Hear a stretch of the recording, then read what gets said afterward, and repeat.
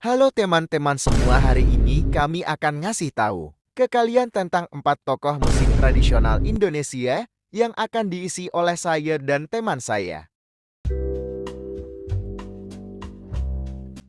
Gesang Marto Hartono lahir pada tanggal 1 Oktober 1917 dan meninggal pada tanggal 20 Mei 2010 pada umur 92. Gesang Marto Hartono adalah seorang penyanyi dan pencipta lagu asal Indonesia. Dikenal sebagai maestro keroncong Indonesia. Ia terkenal lewat lagu Bengawan Solo ciptaannya, yang terkenal di Asia, terutama Indonesia dan Jepang. Karir Gesang Marto Hartono. Gesang pada awalnya bukanlah seorang pencipta lagu. Dulu, ia hanya seorang penyanyi lagu-lagu keroncong untuk acara dan pesta kecil-kecilan saja di kota Solo. Ia juga pernah menciptakan beberapa lagu, seperti Keroncong Roda Dunia, Keroncong Si Piatu, dan Sapu Tangan. Pada masa Perang Dunia Kedua, sayangnya ketiga lagu ini kurang mendapat sambutan dari masyarakat. Menciptakan Bengawan Solo. Lagu ini diciptakan pada tahun 1940 ketika ia berusia 23 tahun. Gesang muda ketika itu sedang duduk di tepi Bengawan Solo. Ia yang selalu kagum dengan sungai tersebut terinspirasi untuk menciptakan sebuah lagu. Proses penciptaan lagu ini memakan waktu sekitar 6 bulan. Selanjutnya, lagu-lagu Gesang Marto Hartono. Lagu-lagu Gesang Marto Hartono dibagi menjadi dua, yaitu berbahasa Melayu atau Indonesia, yang kedua berbahasa Jawa. Untuk berbahasa Melayu atau Indonesia, ada lagu Bengawan Solo, Jembatan Merah, Sapu Tangan, Dunia Berdamai, Si Piatu, Roda Dunia, Tembok Besar, Seto Oasi, Pandan Wangi, Kalung Mutiara, Pemuda Dewasa, Borobudur, Sebelum Aku Mati, Bumi Emas Tanah Airku, Urung, dan Kemayoran. Untuk yang berbahasa Jawa ada Impenku, Kacu-Kacu, Tirto Nadi, Sandang Pangan, Nusul, Nawala, Pamitan, Caping Gunung, Ali-ali, Andeng-andeng, Luntur, Dongengan, dan Jago Kluruk. Tokoh selanjutnya Muhammad Idris Sardi. Idris Sardi adalah maestro violis sekaligus musisi legendaris Indonesia. Idris Sardi lahir di Jakarta pada 7 Juni 1938. Ia lahir dari keluarga berdarah seni. Ayahnya M. Sardi merupakan pemain biola orkes RRI Studio Jakarta. Sementara ibunya Hadijah adalah seorang bintang film. Karir Idris Sardi.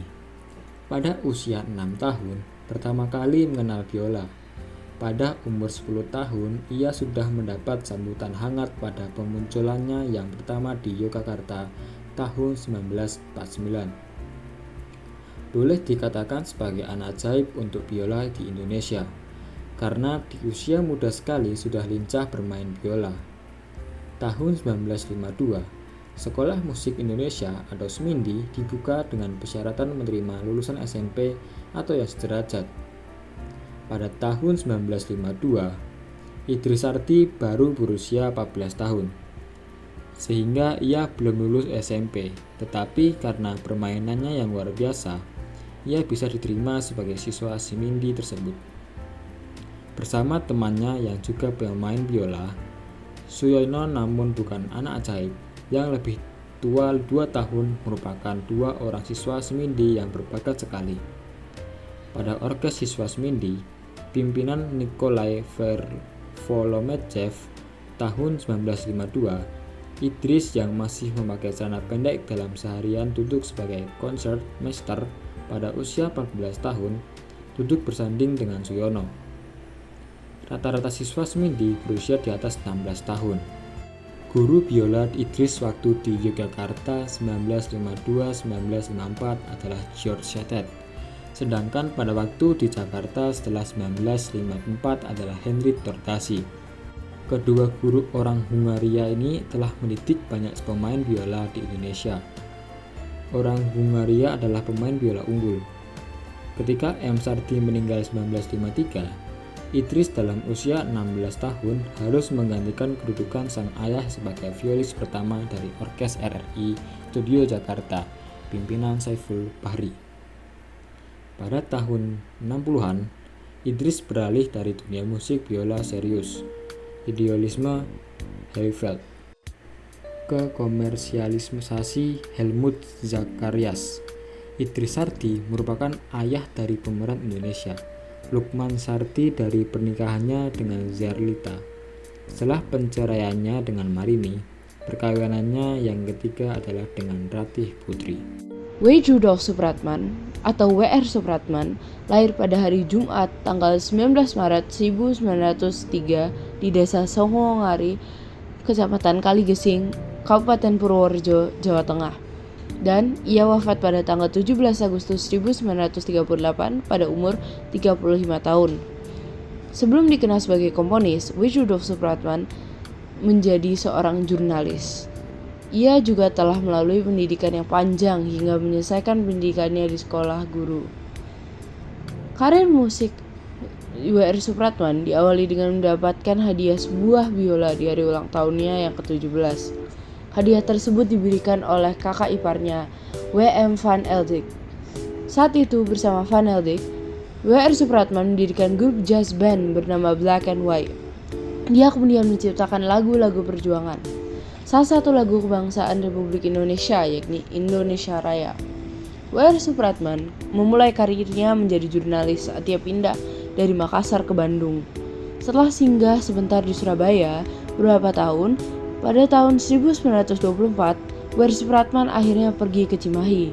Di sanalah ia gemar membaca koran kaum muda yang akhirnya membawa ia menjadi seorang jurnalis.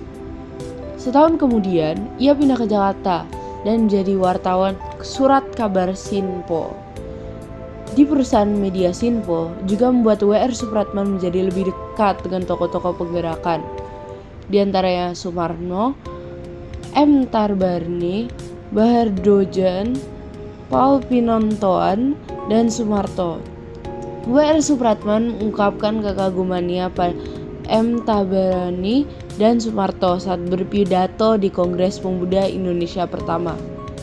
Dari situlah W.R. Supratman memiliki ide untuk membuat lagu Indonesia Raya dengan inspirasi cita-cita satu nusa, satu bangsa yang digelari Indonesia Raya. Sebagai wartawan, ia ditugaskan untuk meliputi Kongres kedua pada 28 Oktober 1928 di Batavia. Namun, kali ini W.R. Supratman tidak ingin hanya menulis berita, melainkan ia berinisiatif untuk menyanyikan lagu ciptaannya. Selebaran salinan lagu Indonesia Raya ia sebarkan kepada pemimpin organisasi pemuda. Akhirnya, W.R. Supratman mendapatkan izin dari Sugondo untuk menyanyikan saat jam istirahat.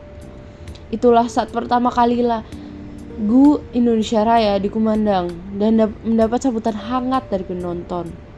Lirik dan notasi lagu Indonesia Raya kemudian pertama kali diterbitkan di edisi 10 November 1928 Surat Kabar Sinpo dengan jumlah 5.000 eksemplar. Dari terbitan Surat Kabar Sinpo, inilah akhirnya judul lagu W.R. Supratman yang semua Indonesia menjadi Indonesia Raja, yang kemudian sekarang akrab dikenal sebagai Indonesia Raya. Setelah itu, kebangsaan tersebut kemudian dibawakan lagi oleh W.R. Supratman pada pembubaran panitia Kongres kedua di bulan Desember 1928. Pada acara ini, kemudian lagu Indonesia Raya dibawakan lengkap dengan liriknya. Selanjutnya, lagu-lagu kreasi W.R. Supratman. W.R. Supratman menciptakan 10 lagu dari tahun 1928 hingga 1938. Lagu pertamanya ialah lagu kebangsaan Indonesia Raya, lalu ia menciptakan Indonesia Ibuku, lalu Bendera Kita Merah Putih, lalu Membangunlah Hai Kawan, lalu Raden Ajeng Kartini, lalu Mars KBI atau Kepaduan Indonesia, lalu Di Timur Matahari, lalu Mars Parindra, lalu Mars Suryawirawan, dan lagu yang ia ciptakan terakhir ialah Matahari Terbit Agustus. Sarijah Niung, atau lebih dikenal sebagai Ibu Sud, lahir pada 26 Maret 1908, Sukabumi, Jawa Barat, Hindia Belanda, dan ia wafat pada tanggal 26 Mei 1993 di umur 85 tahun di Jakarta, Indonesia. Ia adalah seorang pemusik, guru musik, pencipta lagu anak-anak, penyiar radio, dramawan, dan seniman batik Indonesia. Lagu-lagu yang diciptakan Ibu Sud sangat terkenal di kalangan pendidik taman kanak-kanak Indonesia. Kemahiran Sarijah di bidang musik, terutama bermain biola, sebagian besar dipelajari dari ayah angkatnya, Profesor Dr. Mr. J.F. Kramer, seorang pensiunan wakil ketua Hugersheshof atau Kejaksaan Tinggi di Jakarta pada masa itu, yang selanjutnya menetap di Sukabumi dan mengangkatnya sebagai anak. Jeff Kramer adalah seorang Indo-Belanda beribukan keturunan Jawa Ningrat. Karir Ibu Sud. Ibu Sud dikenal sebagai tokoh musik 3 zaman, Belanda, Jepang, dan Indonesia. Suaranya pertama kali disiarkan di radio Nirom, Jakarta, periode 1927 hingga 1928, jauh sebelum masa Indonesia. Setelah menamatkan pendidikannya, Ibu Sud kemudian menjadi guru musik di sekolah-sekolah yang masih menggunakan bahasa Belanda dari tahun 1925 hingga 1941. Ia sangat prihatin melihat anak-anak Indonesia yang tampak kurang bahagia dan gembira pada saat itu. Karena itu, Ibu Sud mendapatkan ide menyenangkan mereka dengan bernyanyi lagu ceria. Dan dicampur dengan rasa patriotisnya, ia ingin anak-anak Indonesia itu untuk menyanyi dalam bahasa Indonesia. Dari sinilah tercipta lagu-lagu yang bersifat ceria dan patriotik untuk anak-anak Indonesia. Ia juga menulis naskah sandiwara dan mementaskannya. Operet balet kanak-kanak Sumi di Gedung Kesenian Jakarta pada tahun 1955. Saat aktif sebagai anggota organisasi Indonesia pada tahun 1926, Ibu Sud juga membentuk grup tonel amatir yang mementaskan untuk menggalang dana acara penginapan mahasiswa Klub Indonesia. Aktivitasnya tidak hanya itu, tapi ia juga berperan dalam berbagai siaran radio sebagai pengasuh siaran anak-anak dari tahun 1927 hingga 1962. Oleh karena reputasinya pada tahun 1945, Ibu Sud pernah menjadi sasaran aksi penggeledahan oleh pasukan Belanda. Rumah Ibu Sud pada saat itu sudah dikepung oleh pasukan Belanda. Namun, tetangga Ibu Sud yang serang Belanda meyakinkan mereka bahwa mereka salah sasaran, karena profesi Ibu Sud hanyalah pencipta lagu dan suaminya hanyalah pedagang. Ibu Sud turut mengiringi lagu Indonesia Raya bersama W.R. Supratman saat lagu itu pertama kali dikumandang dalam acara Sumpah Pemuda di Gedung Sumpah Pemuda pada tanggal 28 Oktober 1928. Lagu-lagu patriotik yang diciptakannya diilhami peristiwa yang terjadi dalam acara bersejarah tersebut. Pada tahun-tahun perjuangan, Ibu Sud juga bersahabat dengan Kona Simanjuntak, Ismail Marzuki, Gus Bini, dan tokoh-tokoh nasionalis lain. Lagu-lagu yang Ibu Sud. Ibu Sud menciptakan banyak lagu-lagu. Contohnya adalah Anak Kuat, Berkibarlah Benderaku, Bendera Merah Putih, Burung Kutilang, Dengan Katak Bernyanyi, Desaku, Hai Becak, Indonesia Tumpah Darahku, Himne Kemerdekaan, Kapal Api, Kampung Halamanku, Kupu-kupu yang Lucu, Lagu Gembira, Lagu Bermain, Main Ular-ularan, Menanam Jagung, Naik Delman, Naik-naik ke puncak gunung, Nenek Moyang, Pagi-pagi, Pergi Belajar, Tanah Airku, Teka-teki, Tidur Anakku, Tik-tik Bunyi Hujan, Waktu sekolah usai, dan Naik kereta api. Pasti kita pernah dengar paling nggak beberapa lagu-lagu ini saat kita masih kecil, mungkin di SD ataupun taman kanak-kanak. Sekian dari saya dan teman saya, terima kasih.